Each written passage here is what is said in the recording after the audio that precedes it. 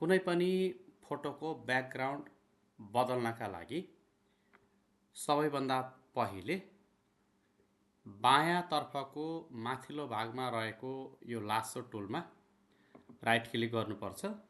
यहाँ लासो टुल छ, यसमा क्लिक गर्नुपर्छ।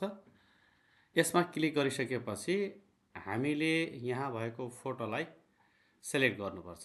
यहाँ मैले सेलेक्ट गरे जसरी मैले यहाँबाट यसरी सेलेक्ट गर्छु। यो फोटोलाई नछोडिकन यसरी सेलेक्ट गर्नु पर्यो। यहाँबाट पुरै यो रूपले मैले सेलेक्ट गरेँ। यो सेलेक्ट गरिसकेपछि माथि यहाँ कर्सर लगेको ठाउँमा तपाईले देख्न सक्नुहुन्छ। यहाँ चाहिँ सेलेक्ट अ मास्क छ, यो क्लिक गरेँ मैले। त्यसपछि यतापट्टि रिफाइन एज ब्रश टुल आउँछ। यो रिफाइन एज ब्रश टुललाई लगेर अघि यहाँ केही सोझो मिलेको छैन त्यो मिलाएर हामीले यहाँ फेरि यसरी यसलाई मिलाउनु पर्यो वरिपरि।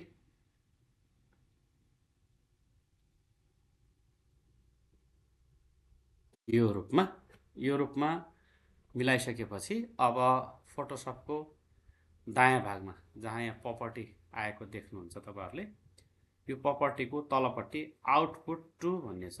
यो आउटपुट टुमा new layer with layer mask मेरो यहाँ अलरेडी छ, मैले त्यही छान्छु।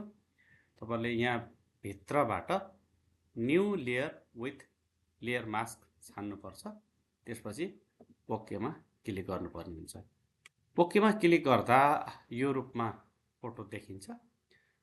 त्यसपछि यहाँ दायाँ तर्फको तल्लो भागमा यहाँनिर एउटा यस्तो सेलेक्ट गर्ने टुल छ। यो टुलमा क्लिक गरिसकेपछि यहाँ सोलिड कलर भन्ने छान्नुपर्ने हुन्छ। अब हामी कस्तो कलर ब्याकग्राउन्ड राख्ने हो त्यो यहाँबाट छान्न सक्छौँ यसरी हैन।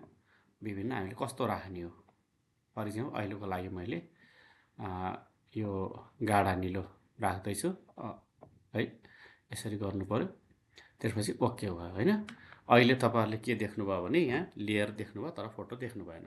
अब यतापट्टि colour fill 1 background copy background भन्ने छ। अब यसलाई तलमाथि गर्ने बित्तिकै देखिहाल्छ। यसरी हामीले यो माथि गरेपछि देखिदैन हैन, यसलाई तल गरेपछि देखिहाल्छ।